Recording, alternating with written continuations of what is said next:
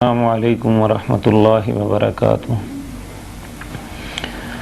ان الحمد للہ نحمده ونستعینه ونستغفره ونعوذ باللہ من شرور انفسنا ومن سیئات اعمالنا من يهده اللہ فلا مضل له ومن يضلل فلا هادی له واشهد ان لا اله الا الله وحده لا شريك له ان محمدا عبده ورسوله اما بعد فان خير الحديث كتاب الله وخير الهدي هدي محمد صلى الله عليه وسلم وشر الامور محدثاتها وكل محدثة بدعة وكل بدعة ضلالة وكل ضلالة في النار۔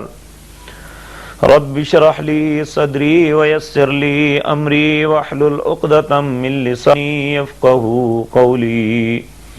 اللهم انفعنا بما علمتنا وعلمنا ما ينفعنا وزدنا علما۔ اعوذ باللہ السمیع العلیم من الشیطان الرجیم، بسم اللہ الرحمن الرحیم۔ وَإِذَا حُيِّيتُم بِتَحِيَّةٍ فَحَيُّوا بِأَحْسَنَ مِنْهَا أَوْ رُدُّوهَا۔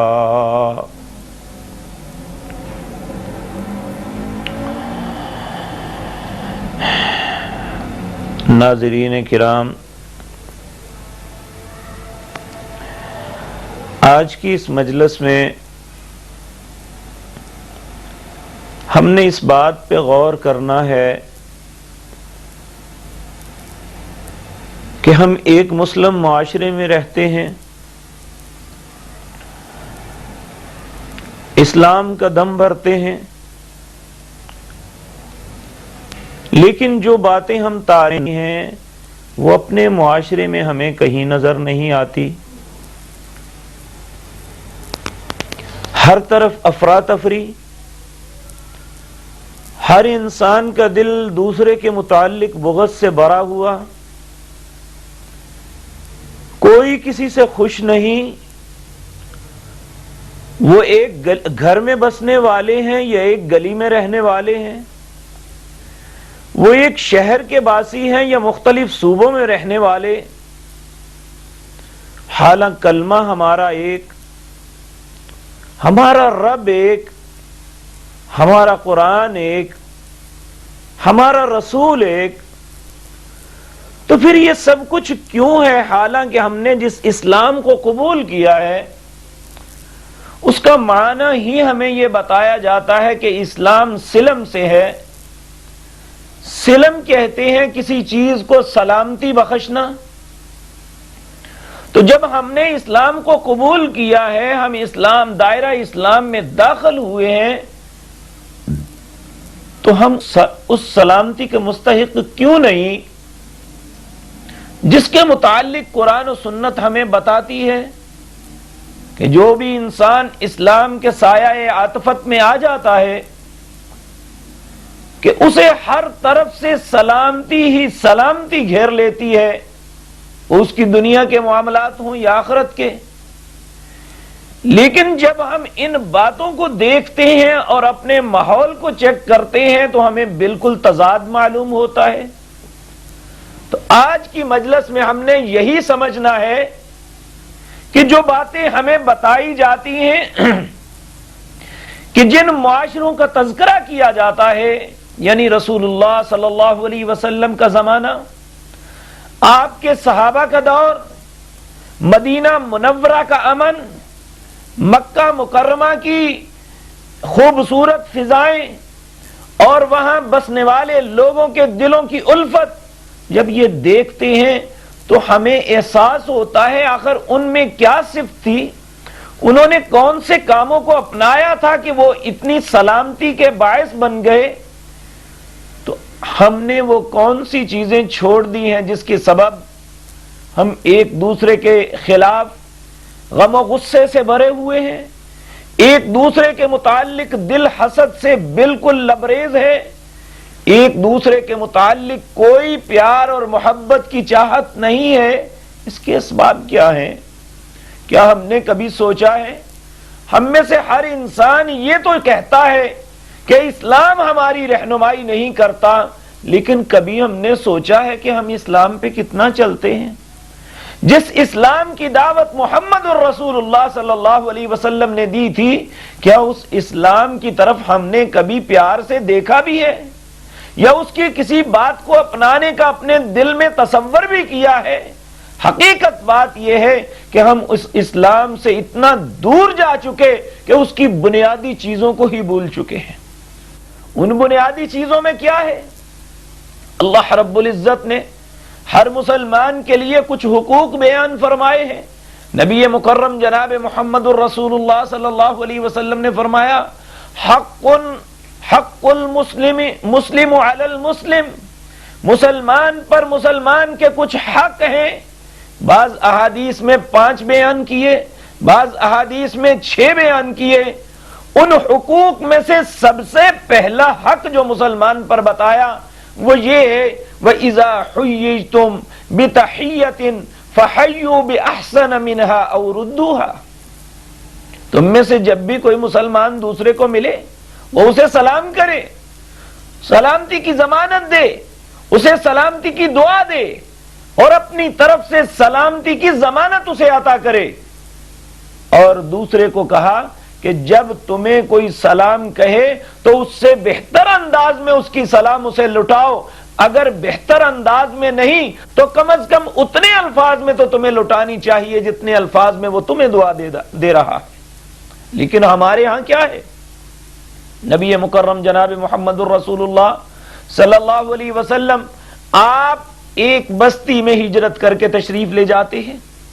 وہ بستی مکہ مکرمہ سے تقریباً 496 کلومیٹر، تقریباً 300 میل دور ہے، اور مکہ کے لوگوں کے ستانے کے سبب اللہ نے جب اجازت مرحمت فرمائی تو آپ نے مکہ جیسے عظیم شہر کو چھوڑ کے ایک دوسرے شہر یثرب کی طرف قصد فرمایا۔ جب آپ وہاں پہنچے تو وہاں کی کیفیت یہ تھی، وہاں 2 قبیلے آباد تھے، ایک اوس تھا، دوسرا خزرج تھا۔ یہ دونوں صدیوں سے آپس میں دشمن تھے، باوجود ایک دوسرے کے رشتہ دار ہونے کے باوجود، یعنی ان کی اوپر نسل 2 بھائیوں کی چل رہی تھی، لیکن 2 بھائیوں کی اولاد ہونے کے باوجود یہ اتنے ایک دوسرے کے خلاف تھے کہ ان میں سے تصور بھی نہیں کیا جا سکتا تھا کہ اوس اور خزرج آپس میں مل بھی بیٹھ سکتے ہیں۔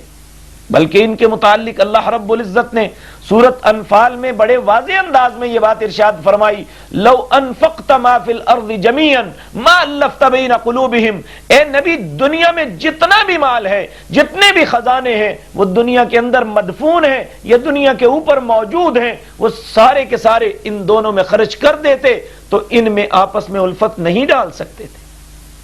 ولیکن اللہ الف بین قلوبہم، ان کے دلوں میں اللہ نے الفت ڈالی ہے۔ وہ اللہ نے کیا طریقہ کار اختیار کیا، اپنے نبی کو کیا باتیں بتائیں، انہوں نے کیا پروسیس دیا، کس طریقے سے ان کے دلوں میں نفرت نکال کے محبت کے جذبات کو بھر دیا۔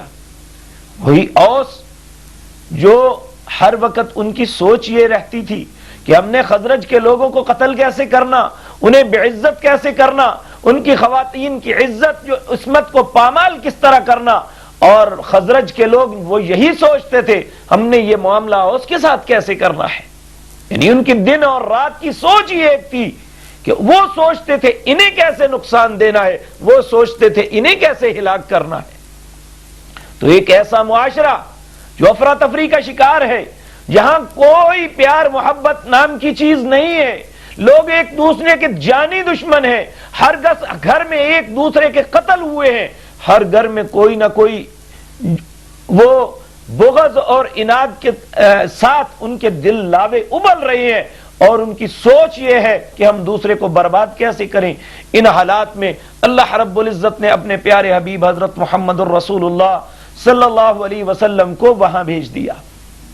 جب آپ وہاں پہنچے تو یہ اللہ کی شان کہ وہاں کے سردار اسعد بن زرارہ، سعد بن معاذ، سعد بن وقاص اور مصعب بن عمیر جیسے بہترین لوگ جو ہیں، اللہ رب العزت نے ان کے دلوں کو اسلام کے لیے کھول دیا۔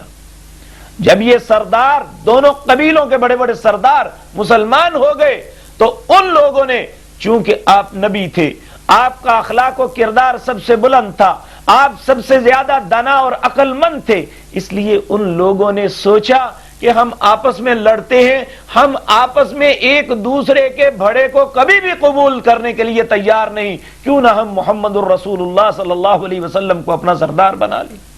جب آپ کو سردار بنایا، آپ بحثیت ایک چھوٹا سا قصبہ تھا اس وقت مدینہ، جہاں 1000 سے زیادہ لوگ نہیں بستے تھے، 1000 لوگوں کا قصبہ جس کی وہ کل آبادی 1000 یا 1000 سے کچھ زائد نفوس پہ مشتمل تھی، وہاں نبی مکرم صلی اللہ علیہ وسلم نے ایک چھوٹی سی اسلامی مملکت کی داغ بیل ڈالی، اسلامی مملکت تشکیل دی۔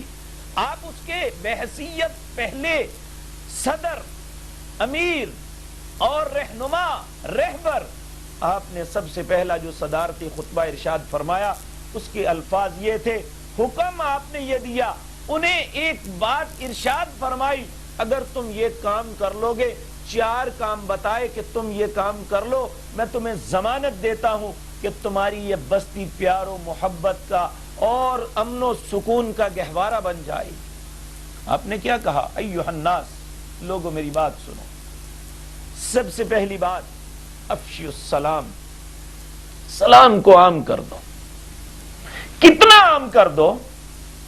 کیسے کر دو؟ کہ جو آدمی کسی دوسرے مسلمان کے سامنے آئے، اسے ملے، اس کے لیے ضروری ہے کہ اسے سلام کہے۔ ہمارے ہاں یہ ہے کہ جو چھوٹا ہے یا جو جونیئر ہے وہ اپنے سینئر کو سلام کرے، لیکن اسلام اس کے برعکس حکم دیتا ہے، وہ جو سینئر ہے اسے کہتا ہے چھوٹے کو سلام کرو۔ نبی مکرم جناب محمد الرسول اللہ صلی اللہ علیہ وسلم نے فرمایا، یعنی ایک آدمی یسلم الراکب، جو سوار ہے، اب اس کے پاس سواری ہے، وہ لازمی بات ہے پیدل سے اس وقت افضل ہے، وہ اس وقت بہتر ہے، پیدل اپنے پاؤں پہ چل رہا ہے، اس کے پاس سواری نام کی چیز نہیں ہے، اور سوار اس سے اس وقت برتر ہے۔ نبی مکرم صلی اللہ علیہ وسلم حکم ارشاد فرما رہے ہیں، یسلم الراکب علی الماشی، راکب کو یعنی سوار کو چاہیے کہ وہ پیدل چلنے والے کو سلام کرے۔ اب جو چلنے والا ہے وہ یقینی بات ہے جو بیٹھا ہوا ہے اس وقت اس سے وہ بہتر ہے، بہتر پوزیشن میں ہے۔ فرمایا والماشی علی القاعد، جو چلنے والا ہے وہ بیٹھنے والے کو سلام کرے۔ اور پھر اسی طرح آپ نے ایک بات کہی، یہ بڑی عجیب بات ہے، ہمارے معاشرے میں علماء خصوصاً اس معاملے میں بہت زیادہ بدعملی کا شکار ہے۔ نبی مکرم جناب محمد الرسول اللہ صلی اللہ علیہ وسلم نے ارشاد فرمایا والقلیل علی الکثیر، جو تھوڑے ہیں وہ زیادہ کو سلام کریں۔ اب ایک آدمی بیٹھے وہ یہ سمجھے کہ میں نے دوسروں کو نہیں کرنا، لوگ مجھے آگے سلام کریں، یہ رسول اللہ کا طریقے کے بالکل خلاف ہے۔ جب ایسا ہوگا، بلکہ نبی صلی اللہ علیہ وسلم نے فرمایا جو آدمی یہ چاہتا ہے کہ میں آؤں تو لوگ میرے لیے اٹھ کے کھڑے ہو جائیں، میری تعظیم کریں، میرا احترام کریں، وہ سمجھ لے اس نے اپنا ٹھکانہ جہنم بنا لیا۔ اب آپ خود تصور فرمائیں کہ اسلام ہمیں کون سا رستہ بتاتا ہے، ہمیں کون سی راہ پہ چلاتا ہے، اور ہم مسلمان ہوتے ہوئے، اسلام کے داعی بنتے ہوئے ہم اس کے خلاف چلتے ہیں۔ معاشرے نے کیسے اس سے بہتر چلنا ہے؟ جن لوگوں نے لوگوں کو اس سلامتی کی، اس سلم کی، اس امن کی، اس بہتری کی، اس معاشرے میں صحیح راہ پہ چلنے کا نبی صلی اللہ علیہ وسلم نے جو سب سے پہلی بات بتائی اس کا لوگوں کو بتانا تھا، آج وہی لوگ کہتے ہیں فلاں کے سلام کا جواب دینا، فلاں کے نہ دینا۔ جو تمہارے دل کو اچھا لگتا ہے یا اس کا تمہارے فرقے کے ساتھ، تمہاری برادری کے ساتھ، تمہارے معاملات کے ساتھ تعلق ہے تو اس کا جواب دو، وگرنہ کہو میں تمہیں ایماندار نہیں سمجھتا۔ عموماً ہمارے معاشرے میں ہوتا ہے، لیکن اللہ اپنے پاک کلام قرآن میں فرماتا ہے وَلَا تَقُولُوا لِمَنْ أَلْقَى إِلَيْكُمُ السَّلَامَ لَسْتَ مُؤْمِنًا، اے مسلمانوں، تم میں سے کسی کو رب نے یہ حق نہیں دیا کہ تمہیں کوئی یہ کہے کہ میں تمہیں سلام کہتا ہوں، تم یہ کہو کہ میں تمہیں ایماندار نہیں سمجھتا۔ اس کا جواب دینا فرض ہے۔ جب ایک آدمی دوسرے کو سلام کرتا ہے السلام علیکم ورحمۃ اللہ وبرکاتہ، وہ صرف السلام علیکم کہتا ہے، اللہ اپنے فرشتوں سے کہتا ہے اس کے نام اعمال میں 10 نیکیاں لکھ دو۔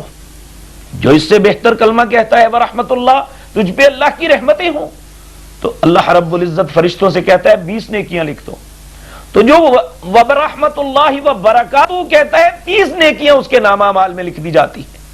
تو اسلام میں یہ ہے کہ جب بھی کوئی مسلمان کسی کو ملے اس کے لیے ضروری ہے کہ اسے سلامتی کی دعا دے، اور جسے دعا دی جا رہی ہے اس کے لیے ضروری ہے کہ وہ اس کے جواب میں اسے سلامتی کی اس سے بہتر دعا دے۔ وَإِذَا حُيِّيتُم بِتَحِيَّةٍ فَحَيُّوا بِأَحْسَنَ مِنْهَا أَوْ رُدُّوهَا، جب بھی تمہیں کوئی تحیہ پیش کرے، سلام کرے، تمہیں دعا دے، اس سے بہتر اسے دعا دو۔ اگر بہتر نہیں دے سکتے اور ردوہا، اسی جیسی تو دعا دینی چاہیے۔ تو جو آدمی کسی کی سلام کا جواب نہیں دیتا وہ اللہ کی نظروں میں مسلمان کے حق کو چرا رہا ہے، وہ اللہ کی نظروں میں گناہگار ٹھہرتا ہے۔ نبی مکرم جناب محمد الرسول اللہ صلی اللہ علیہ وسلم نے ارشاد فرمایا ان الملائکۃ تعجب من المسلم یمد علی المسلم ولا یسلم علیہ، فرشتے جو ہیں یہ تعجب کرتے ہیں اس وقت، کب؟ یمد علی المسلم، جب کوئی مسلمان دوسرے مسلمان کو ملتا ہے تو اسے سلام نہیں کرتا تو فرشتے تعجب کرتے ہیں یہ مسلمان کیسا ہے۔ تو محترم ذرا تصور کریں ہمارے معاشرے میں یہ اتنی بیماری ہو چکی، ہم میں سے دوست کو ملتا ہے، بھائی بھائی کو ملتا ہے، باپ بیٹے کو ملتا ہے، بجائے اس بات کہ اسے سلام کرے اسے گالی دیتا ہے، اور ہم بڑی خوشی سے وہ گالی کو قبول کرتے ہیں اور اس کے جواب میں اس سے گندی گالی دے کے سمجھتے ہیں کہ میں نے اب حق ادا کیا ہے۔ حالانکہ نبی مکرم جناب محمد الرسول اللہ صلی اللہ علیہ وسلم اپنے صحابہ کے ساتھ ایک مرتبہ ایک مجلس میں بیٹھے ہوئے تھے، آپ فرمانے لگے میری امت کے سب سے اشرار لوگ، برے لوگ وہ ہیں جو اپنے ماں باپ کو گالی دیں گے۔ صحابہ نے بڑے تعجب سے کہا یا رسول اللہ اپنے ماں باپ کو بھلا کون گالی دے گا؟ آپ نے فرمایا وہ دوسرے کے ماں باپ کو گالی دے گا، اس کے جواب میں وہ اس کے ماں باپ کو گالی دے گا، وہ سبب بنا ہے اپنے ماں باپ کو گالی دلوانے کا۔ اور عجیب بات یہ ہے کہ ہمارے نوجوان انہیں ذرہ برابر خدا کا خوف نہیں آتا، جو ماں ہاتھ اٹھا کے دعائیں مانگتی ہے اپنے بیٹے کے لیے، جو بہنیں اللہ کے سامنے روتی ہیں اپنے بھائیوں کی صحت سلامتی کے لیے، ہم اسی اور ماں اور بہن کو غلیظ گالیاں دلوا کے خوشی کا احساس کرتے ہیں، خوشی کا اظہار کرتے ہیں۔ کبھی شرم نہیں آئی، اس بات پہ غیرت نہیں آئی کہ ہم کون سے رستے کو اپنا رہے ہیں؟ ہم پھر کیوں گلا اسلام پہ کرتے ہیں؟ اسلام نے جو رستہ بتایا تھا ہم تو بالکل اس کے مخالف چل رہے ہیں۔ اسلام نے تو کہا تھا کہ جب بھی ملو سلام کرو، جب تمہیں کوئی سلام کرے اس سے بہتر اس کا جواب دو۔ وَإِذَا حُيِّيتُم بِتَحِيَّةٍ فَحَيُّوا بِأَحْسَنَ مِنْهَا أَوْ رُدُّوهَا۔ آپ تصور فرمائیں ذرا، نبی مکرم جناب محمد الرسول اللہ صلی اللہ علیہ وسلم نے فرمایا ما من مسلمین یلتقیان، جب بھی دو مسلمان آپس میں ملتے ہیں تو اس وقت یہ آپس میں شیک ہینڈ کرتے ہیں، ہاتھ ملاتے ہیں، ہاتھ ملانے کے ساتھ وہ اسے سلام کرتا ہے، وہ اس کی سلام کا جواب دیتا ہے۔ نبی مکرم صلی اللہ علیہ وسلم نے فرمایا الا غفر لهما قبل ان يتفرقا، وہ آپس میں الگ نہیں ہوتے کہ اللہ دونوں کے گناہ معاف کر دیتا ہے۔ ہم نے کبھی سوچا ہے کہ بظاہر جسے چھوٹی سی بات ہم سمجھتے ہیں، اگر دوسری دفعہ ہم سے کوئی سلام لے لے تو ہم کہتے ہیں کیا میں بیمار ہوں؟ کیوں بار بار کہتے ہو؟ رسول اللہ صلی اللہ علیہ وسلم نے ارشاد فرمایا جب دو مسلمان ساتھ ساتھ سفر کر رہے ہیں، جا رہے ہیں، درمیان میں ایک درخت آ گیا، وہ ادھر سے گزرا، دوسرا ادھر سے گزرا، جب پھر آپس میں ملے تو وہ اسے سلام کرے۔ بلکہ آپ حیران ہوں گے، اس دنیا میں سب سے بہتر اور برتر انسان جناب محمد الرسول اللہ صلی اللہ علیہ وسلم، آپ گلیوں سے گزرتے تو جہاں بچے کھیل رہے ہوتے، آپ اسپیشلی ان بچوں کے پاس جا کے سلام کرتے، السلام علیکم ورحمۃ اللہ۔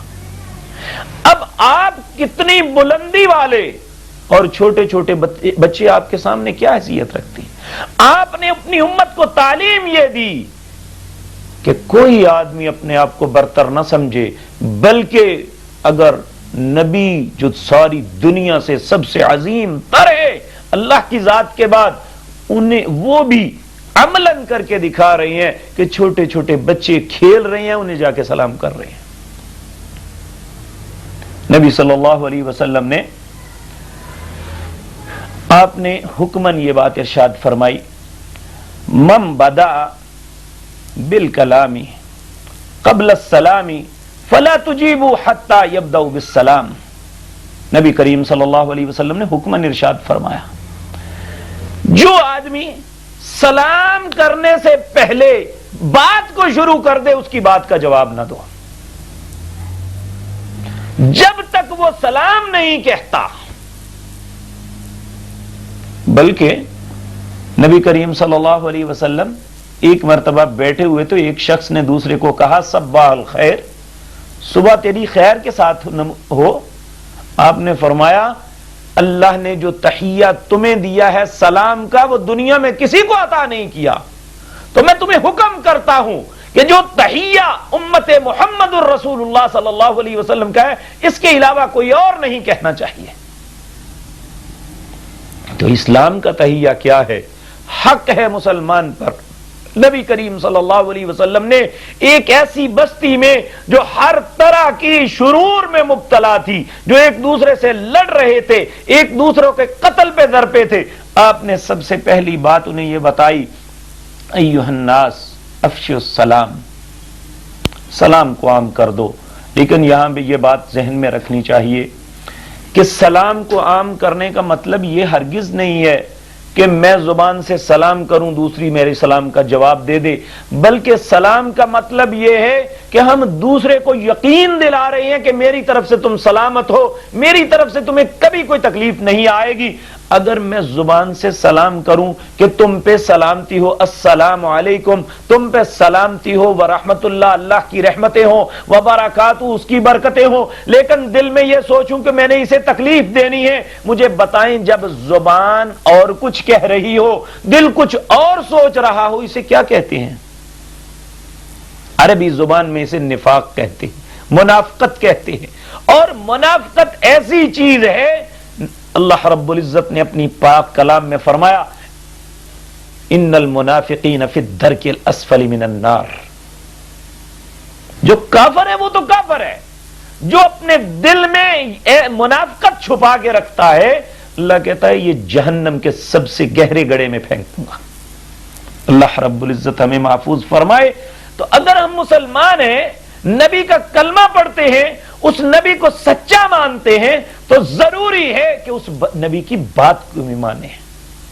اور آپ نے فرمایا ہم میں سے کسی انسان کو یہ نہیں چاہیے کہ اس کا دوست ملے کوئی بد کلامی کرے، کوئی گالی نکالے۔ اللہ رب العزت نے فرمایا ویل لکل ہمزۃ لمزہ، تانے دینے والے، گالی نکالنے والے وہ ہلاکت میں چلے جائیں گے، ان کے بربادی کے علاوہ کچھ نہیں ملے گا۔ تو ذرا تصور فرمائے، ہم کہتے ہیں ہم پیار سے گالی نکالی ہے، ہم کہتے ہیں ہم آپس میں دوست ہیں، یہ فرینکنیس ہے ہماری، ہمارا آپس میں بہت کھلا ماحول ہے، اس لیے یہ تو پیار سے کرتے ہیں۔ اللہ نے کہا ویل لکل ہمزۃ لمزہ، چاہے آنکھ کا اشارہ کرے، چاہے زبان کا اشارہ کرے، چاہے گالی نکالے یا زبان سے بد کلامی کرے، اللہ کہتا ہے اسے ہلاکت کے علاوہ کچھ نہیں ملے گا۔ تو تو ہم نے کیوں ہلاکت کا رستہ اپنایا ہوا ہے؟ ہم سلامتی کے رستے پہ کیوں نہیں آتے؟ نبی مکرم جناب محمد الرسول اللہ صلی اللہ علیہ وسلم نے جب یثرب کو مدینہ طیبہ بنانے کی ابتدا کی تھی تو سب سے پہلا حکم یہ دیا تھا افشی السلام، لوگوں سلام کو عام کر دو۔ دوسری بات یہ بتائی وَطْعِمُ الطَّعَامِ، ہم میں سے ہر انسان جو ہے یہ سوچتا ہے کہ میں دوسرے کو کیسے کھاؤں، چاہے چالاکی سے، مکاری سے، چھین کے، الامان والحفیظ قتل کر کے، یا دھوکہ دہی کے ساتھ کسی طریقے سے جو دوسرے کی پاکٹ میں ہے وہ میں کھینچ لوں۔ نبی کریم صلی اللہ علیہ وسلم نے فرمایا اگر تم یہ چاہتے ہو تمہارا معاشرہ پرسکون ہو جائے، تمہارے شہروں میں یہ ہر قسم کی تخریب کاری، یہ ہر قسم کا تشدد، ہر قسم کی ایک دوسرے کے خلاف بغض و عناد ختم ہو، تو پھر ہر مسلمان کو چاہیے وطعم الطعام، وہ دوسرے کو کھلانے کی کوشش کرے۔ اور خصوصاً جو لوگ داعی ہیں یہ تو اس معاملے میں بالکل آخر پہ ہیں، ان کا ایک ہی بات ہے کہ ہمیں کھلانا چاہیے اور کسی کو نہیں۔ حالانکہ رسول اللہ صلی اللہ علیہ وسلم آپ نے حجۃ الوداع کے خطبے میں یہ بات ارشاد فرمائی تھی، یہ کسی کو دعوت کھلانا یہ ایک تحفہ ہے۔ آپ نے فرمایا یہ جو تحفہ دینا ہے اس کے لیے ضروری ہے جسے تحفہ دیا جا رہا ہے وہ اس کا بدلہ دے۔ اگر ایک دوست دعوت کرتا ہے تو ضروری ہے کہ اس کی بھی کی جائے، یہ کوئی بات نہیں کہ بندہ خود تو کھاتا رہے لیکن دوسرے کو ایک پائی کھلانے پہ رضامند کبھی نہ ہو۔ اسلام جو ہے ہمیں حکم دیتا ہے، نبی مکرم صلی اللہ علیہ وسلم نے بہتر معاشرے کی داغ بیل ڈالنے کے لیے جو دوسری بات ارشاد فرمائی تھی وہ یہی تھی وَطْعِمُ الطَّعَامِ، ہر بندہ یہ سمجھے کہ میں نے دوسرے کو کھلانا ہے، دوسرے سے کھانا نہیں۔ تو جب ایک مسلمان میں اتنا احسار آ جائے کہ وہ دوسرے کے لیے قربانی کرنے کے لیے تیار ہے کہ میں اسے کھلاؤں، تو مجھے یہ بتائیں کہ وہ دوسرے کی گھر میں ڈکیتی کرے گا، دوسرا کا مال چرائے گا، دوسرے کے حالات کو برباد کرنے کے لیے اسے کسی تکلیف میں مبتلا کرے گا؟ کبھی نہیں ہو سکتا۔ یہ اسی وقت ہوتا ہے جب اسلام کی اصل راہ کو چھوڑ دیا جائے، دوسری راہ کو اپنا لیا جائے۔ بلکہ آپ حیران ہوں گے، نبی کریم صلی اللہ علیہ وسلم نے اسی مدینے میں یہ باتیں بتائی تھی، اور اہل مدینہ نے آپ کی ایک ایک بات کو اس طرح پلے باندھا کہ مدینہ منورہ میں ابو طلحہ نامی ایک صحابی تھے۔ ایک مرتبہ رسول اللہ صلی اللہ علیہ وسلم کی خدمت میں ایک مہمان آ گیا، آپ نے اپنے گھروں میں پیغام بھیجا کہ مہمان نوازی کے لیے کسی گھر میں کچھ ہے؟ ہر گھر میں پتہ کروایا، کسی گھر میں کوئی چیز نہیں تھی جو اس مہمان کی مہمان نوازی کے لیے رکھی جا سکے۔ آپ نے اپنے صحابہ کے سامنے فرمایا کہ آج رسول اللہ صلی اللہ علیہ وسلم کے مہمان کی مہمان نوازی کون کرے گا؟ مدینہ منورہ میں مہاجرین کی آباد کاری ہو رہی تھی، ان حالات میں انتہائی سخت حالات تھے، کڑے حالات میں مسلمان گزر رہے تھے، کسی کے گھر میں بلکہ ہر گھر میں فاقہ کشی تھی، شاید ہے کسی گھر میں کچھ اچھا کو پکتا ہو، مگر نہ کہیں بھی ایسا نظر نہیں آتا۔ حضرت ابو طلحہ اپنے گھر گئے، اپنی زوجہ محترمہ سے پوچھا کہ رسول اللہ کے مہمان کی مہمان نوازی کرنی ہے، کچھ ہے؟ وہ کہنے لگی اے میرے سرتاج، نہ تمہارے لیے کچھ ہے نہ میرے لیے، بچوں کے لیے تھوڑا سا ہے، تو اگر وہ سمجھتے ہیں تو ان کی مہمان نوازی کر سکتے ہیں۔ آپ نے فرمایا اے میری زندگی کی رفیقہ حیات، تم اپنے بچوں کو کسی طرح سلا دو۔ یہ دیکھیں اثار، یہ دیکھیں قربانی کا جذبہ کہ رسول اللہ کی ایک حکم پہ کس طرح مر مٹ رہے ہیں، کہ آپ نے فرمایا بچوں کو کسی طرح سلا دو، رسول اللہ کے مہمان کو آج کھانا کھلانا ضروری ہے۔ واپس گئے اور بیوی سے کہا بھائی عرب میں رواج یہ ہے کہ عرب میں جب تک گھر والا ساتھ بیٹھ کے نہ کھائے اس وقت تک مہمان نہیں کھاتا، تو تم ایسا کرنا جب کھانا رکھنے کے لیے آؤ تو جو قریب شمع جل رہی ہے، دیا جل رہا ہے، اسے بجھا دینا، میں منہ سے آوازیں نکالوں گا جیسے میں بھی ساتھ کھا رہا ہوں، وہ اس کا پیٹ بھر جائے گا، رسول اللہ صلی اللہ علیہ وسلم کے مہمان کی مہمان نوازی ہو جائے گی، ہم پہ رب راضی ہو جائے گا۔ انہوں نے اسی طرح کیا، آپ مہمان کو لائے، انہوں نے دیے کو بجھا دیا، وہ منہ سے آوازیں نکالتے رہے جیسے کھانے کے وقت نکلتی ہیں، تو مہمان کھاتا رہا، اس کا پیٹ بھر گیا۔ جب فجر کی نماز کا وقت ہوا، نماز کے لیے گئے، تو رسول اللہ صلی اللہ علیہ وسلم اٹھ کے تعجب سے کہتے ہیں، ابو طالحہ تو نے رات کو کیا کیا ہے کہ رب نے عرشوں پہ بیٹھ کے تیرے لیے وحی بھیج دی ہے؟ یؤثرون علی انفسہم ولو کان بہم خصاصہ، یہ کتنے بہترین لوگ ہیں جنہیں خود ضرورت ہوتی ہے لیکن اپنی ذات پہ دوسروں کو ترجیح دیتے ہیں۔ معاشرے ایسے بنتے ہیں کہ اللہ کے رسول کا کلمہ ہی صرف پڑھنے کا نہیں حکم، ان کی باتوں کو ماننا اصل بات ہے۔ آپ کی زبان مطہرہ سے جو بھی بات نکلے، ایک مسلمان کا حق ہے کہ اسی وقت اس بات کو قبول کر لے اور اس پہ عمل کرنا شروع کر دے۔ ہماری بدنصیبی یہ ہے کہ ہم محبت کے دعوے تو بہت کرتے ہیں، ہماری زبان نہیں تھکتی کہ آپ کا چہرہ بڑا اچھا، آپ کا اخلاق بڑا اچھا، آپ کا کردار بڑا اچھا، آپ دنیا میں سب سے بلند تر، لیکن آپ کی بات مانتے ہوئے ہمیں بہت شرم محسوس ہوتی ہے۔ اللہ رب العزت نبی مکرم صلی اللہ علیہ وسلم نے بڑے واضح انداز میں یہ بات ارشاد فرمائی تھی، من احب سنتی فقد احبنی ومن احبنی کان معی فی۔ پیار کی باتیں یہ کچھ بھی نہیں، جس نے میری سنت سے پیار کیا حقیقتاً اس نے اسے مان لیا جائے، اسے قبول کر لیا جائے، اس پہ عمل کیا جائے۔ تو دوسری بات یعنی کسی معاشرے کی درستگی کے لیے جو آپ نے ارشاد فرمائی وہ یہ تھی کہ وطعم الطعام، دوسرے کو کھلاؤ، دوسرے سے کھانے کی کوشش نہ کرو۔ تیسرا وصل الارحام، رشتہ داروں کے ساتھ صلہ رحمی کرو، یعنی انہیں ملو۔ عجیب بات یہ ہے کہ ہم بھائی بھائی کو کہتے ہیں شریکہ ہے جی میرا، بہن بھائی کو شریکہ سمجھتی ہے۔ ایک قریبی رشتہ دار جن کے متعلق اللہ رب العزت نے اس دنیا کو بنانے سے پہلے یہ بات ارشاد فرمائی تھی، اللہ نے رحم کو پیدا کیا۔ رحم اس آلے کو کہتے ہیں جہاں سے انسان جو ہے وہ اس کی نشو نما ہوتی ہے، وہ پیدا ہوتا ہے جس کے اندر، اسی سے رشتے پھوٹتے ہیں۔ اللہ نے اپنے عرش کے نیچے معلق کر کے اشارہ کر کے اپنی عزت و جلال کی قسم کھا کے یہ کہا تھا کہ مجھے اپنی عزت و جلال کی قسم ہے، جو تمہیں جوڑ کے یعنی رشتوں کو جوڑ کے رکھے گا میں اسے جوڑوں گا، جو تمہیں توڑے گا میں اسے توڑ دوں گا۔ اللہ رب العزت نے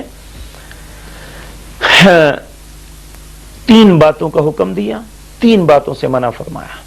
ان اللہ یامر بالعدل والاحسان وایتاء ذی القربى، اللہ تین جن باتوں کا حکم دیتا ہے، ایک عدل کا یعنی انصاف کا، دوسرا احسان کا یعنی دوسرے کے ساتھ بہتر سلوک کرنا، وہ تیسرا وذی القربى جو تمہارے قریبی رشتہ دار ہیں۔ قریبی رشتہ دار کون ہوتے ہیں؟ ماموں کے بیٹے، ماموں کی اولاد، ماموں اور خالہ اس کی اولاد، اور اسی طرح تایا چچا ان کی اولاد، پھپھو اور ان کی اولاد، یہ ذوی الارحام ہے، یہ قریبی رشتہ دار ہے۔ رسول اللہ صلی اللہ علیہ وسلم نے فرمایا انہیں جوڑ، وآت ذی القربى، وآت ذی القربى، جو تمہارے قریبی ہیں ان کے ساتھ حسن سلوک کرو، انہیں جوڑ کے رکھو، آپس میں ملا کے رکھو۔ ہم کہتے ہیں جی وہ ہمارا شریکہ ہے، اور ہماری زندگی کی کوئی خوشی غمی ایسی نہیں آتی جب ہم ان رشتہ داروں کو بعزت کرنے کا کوئی بھی موقع ہاتھ سے نہیں جانے دیتے۔ خوشی آئی ہم کہتے ہیں شریکے کو بے عزت کرنا ہے، غمی آئی تو ہمارا تب بھی یہی سوچ ہے، مجھے بتائیں کل اللہ کی عدالت لگی ہوگی، اللہ رب العزت اس بابت ہمیں پوچھے گا کہ میں نے تمہیں کہا تھا واتقوا اللہ الذی تسالون بہ والارحام، اس ذات سے ڈرو جس نے رشتوں کے متعلق تم سے سوال کرنا ہے۔ تو محترم ہم تو اتنے بے حس ہو چکے ہیں کہ ایک ماں اپنے اپنی بیٹی کے ساتھ ساری زندگی گزر بسر کرتی ہے، اس کی ہر کڑوی کسیلی بات کو برداشت کرتی ہے، لیکن جب اس کی بہو آئے تو اس کی ایک بات کی اس کے لیے برداشت کے لیے قابل نہیں رہتی، ہر بات میں کیڑے نکالنا وہ اپنی زندگی کا مقصد بنا لیتی ہے۔ وہی بہو جو اپنی ماں سے مارے بھی کھاتی آئی ہے، اپنی ساس کی زبان سے ایک لفظ بھی سننے کے لیے تیار نہیں ہے، اور بھائی بھائی کے ساتھ اس طرح جھگڑ رہا ہے۔ سب کچھ کیوں ہوتا ہے؟ اللہ نے یہ پوچھ لیا کہ میں نے تو تمہیں کہا تھا کہ واتقوا اللہ الذی تساءلون بہ والارحام، اس ذات سے ڈرنا جس نے رشتوں کے متعلق تم سے سوال کرنا ہے کہ میں نے جو تمہیں رشتے عطا کیے تھے ان کے ساتھ کیا سلوک کیا۔ اور یاد رکھیں، انسان اپنی زندگی میں غلطیاں کرتا ہے، اللہ رب العزت ان غلطیوں سے درگزر کرتا ہے، غفور ہے، عفو ہے، درگزر بھی کرتا ہے، رحیم ہے، رحم بھی کرتا ہے، لیکن یہاں کہتا ہے ان اللہ کان علیکم رقیبا، رشتوں کے معاملے میں اللہ رقیب کی نظر دیکھتا ہے۔ جس طرح کوئی رقیب اپنے رقیب کی غلطی کو نظر انداز نہیں کرتا، رشتوں کے معاملے میں اللہ کسی غلطی کو نظر انداز نہیں کرے گا۔ اس لیے نبی کریم صلی اللہ علیہ وسلم نے فرمایا اپنے گھر سے ابتدا کیجئے، بہن، بھائی، باپ، اس کے بعد پھر اگلا سٹیپ چچا، تایا، پھپھی، ماموں، خالہ، ان کی اولادیں، یہ رحم کے رشتہ دار ہیں۔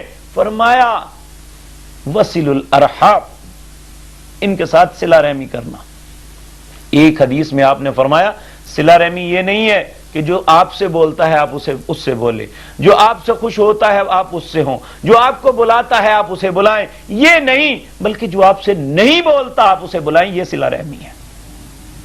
یعنی ہر مسلمان پہ ذمہ داری عائد کر دی ہے کہ وہ ہر وقت اپنا منہ پھلائے نہ رکھے، بلکہ اپنے رشتہ دار کے ساتھ حسن سلوک کرے۔ اس سے معاشرہ بنتا ہے، اس سے معاشرہ آگے چلتا ہے۔ اگر گھر میں ہی سلوک نہ ہو تو باہر کیسے ہوگا؟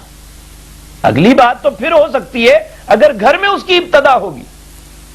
تو بدنصیبی یہ ہے کہ ہم اپنے آپ کو مسلم تو سمجھتے ہیں، مسلم معاشرے کا باسی تو سمجھتے ہیں، لیکن جو ابتدائی باتیں رسول اللہ صلی اللہ علیہ وسلم نے کی تھی ہم نے اس کی طرف توجہ دینی چھوڑ دی ہے۔ تیسری بات یہ فرمائی وصل الارحام، صلہ رحمی کرنا۔ چوتھی بات یہ بتائی صلو باللیل والناس نیام، یہ فرض نماز کی بات نہیں ہے۔ میں نے پچھلی مجلس میں عرض کیا تھا فرض نماز انسان کی زندگی کے لیے اسی طرح ضروری ہے جس طرح ایک انسان کی زندگی کے لیے کھانا ضروری ہے۔ جس طرح انسان کھانے کو ترک کر دے تو وہ جسمانی اعتبار سے کمزور ہو جاتا ہے، حل کر دے یا چھوڑ دے تو مر جاتا ہے، اسی طرح ایک انسان جب نماز کو ترک کرتا ہے تو اس کی روح کمزور ہوتی ہے، اس کی روحانیت ختم ہو جاتی ہے۔ اگر وہ مسلسل نماز کو ترک کرتا ہے تو ایمان اور اس کی روح جو ہے، اس کی روحانیت بالکل اس سے چھوٹ جاتی ہے، وہ بالکل مردہ جسم کی طرح ہو جاتا ہے۔ اللہ ہم سب کو اپنی امان میں رکھے۔ نبی کریم صلی اللہ علیہ وسلم نے ان 5 نمازوں کی بات نہیں کی، یہاں فجر کی، ظہر کی، عصر کی، مغرب کی، عشاء کی، یہ باتیں نہیں کی۔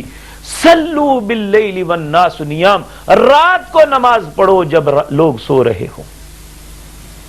اور جو آدمی تہجد پڑھتا ہے اللہ اس کے دل کو نرم کر دیتا ہے، وہ رذیل کام نہیں کرتا، اللہ اسے بلندی عطا کرتا ہے۔ اللہ اپنے نبی سے کہا وَمِنَ اللَّيْلِ فَتَحَجَّدْ بِهِ نَافِلَةً لَكَ عَسَىٰ أَن يَبْعَثَكَ رَبُّكَ مَقَامًا مَحْمُودًا، تم رات کو تہجد پڑھو، وہ تیرے لیے نفل تو ہے، فرض نہیں ہے، لیکن جو انسان پڑھے گا اللہ کہتا ہے میں اسے مقام محمود، بہت بلندی پہ لے جاؤں گا۔ یعنی دنیا میں اگر عزت نصیب نہیں ہو رہی اس کا سبب یہ ہے کہ ہم نے تہجد تو دور کی بات ہے فرائض بھی چھوڑ دیے ہوئے ہیں۔ تو محترم نبی کریم صلی اللہ علیہ وسلم نے چوتھی بات یہ بتائی صلو باللیل والناس نیام، رات کو نماز پڑھو جب لوگ سو رہے ہوں۔ تو اگر ایسا کوئی کرے گا آپ نے فرمایا پھر اللہ کی جنت میں تم سلامتی کے ساتھ داخل ہو جاؤ گے، یعنی کامیابی تمہارا مقدر بن جائے گی۔ تو اگر ہم بھی آج چاہتے ہیں کہ ہمارا معاشرہ پرسکون ہو جائے، ایک مسلمان دوسرے مسلمان کی عزت کرے، ہم ایک دوسرے کے ہمدرد اور غم گسار بن جائیں، ہمارے دلوں میں محبت پیدا ہو جائے، تو ہمیں رسول اللہ صلی اللہ علیہ وسلم کے اس فرمان کو نہیں بھولنا چاہیے۔ آپ نے فرمایا من احب للہ وابغض للہ واعطى للہ ومنع للہ فقد استکمل الایمان، جس نے کسی سے محبت کی تو اللہ کی رضا کے لیے، کسی سے دشمنی رکھی تو اللہ کی رضا کے لیے، کسی کو اگر کچھ عطا کیا تو وہ بھی اللہ کو راضی کرنے کے لیے، اگر کسی سے ہاتھ روکا تو وہ بھی اس لیے کہ اس سے اللہ راضی نہیں ہے، صرف اللہ کے لیے کیا، فقد استکمل الایمان، اس نے اپنے ایمان کو مکمل کیا۔ اب ہم سوچیں کہ ہمارا ایمان کہاں کھڑا ہے۔ نبی کریم صلی اللہ علیہ وسلم کی ان باتوں کو پھر دہراتا ہوں، آپ نے مدینہ منورہ میں ایک اسلامی حکومت کی داغ بیل جب ڈالی تو سب سے پہلا جو صدارتی خطبہ ارشاد فرمایا، اس میں اس معاشرے کی اصلاح کے لیے جو 4 چیزیں تجویز کی تھی، ان میں سب سے پہلی بات یہ تھی افشی السلام، سلام کو عام کر دو، یعنی ایک دوسرے کی سلامتی کے ضامن بن جاؤ۔ وَطْعِمُ الطَّعَامَ، دوسرے کا کھانے کی کوشش نہ کرو بلکہ دوسرے کو کھلا سکتے ہو تو کھلاؤ، نہیں کھلا سکتے تو خاموش رہو۔ وَصِلُ الْأَرْحَامَ، اپنے رشتہ داروں کے ساتھ مل کے رہو، اپنے رشتہ داروں کے ساتھ دشمنیاں نہ ڈالو، مختلف معاملات میں ان کے دشمن اور شریکے نہ بنو بلکہ ان کے ساتھ ملنا چاہیے۔ وَصِلُ الْأَرْحَامَ صلوا باللیل والناس نیام، فرض نماز کے تو چھوڑنے کا تصور ہی نہیں، رات کو نماز پڑھو جب لوگ سو رہے ہوں، دنیا میں بھی اللہ کامیابی عطا فرما دے گا اور آخرت میں بھی اپنی جنتوں میں داخل فرما دے گا۔ اقول قولی ھذا استغفر اللہ لی ولکم، سبحان ربک رب العزۃ عما یصفون وسلام علی المرسلین والحمد للہ رب العالمین۔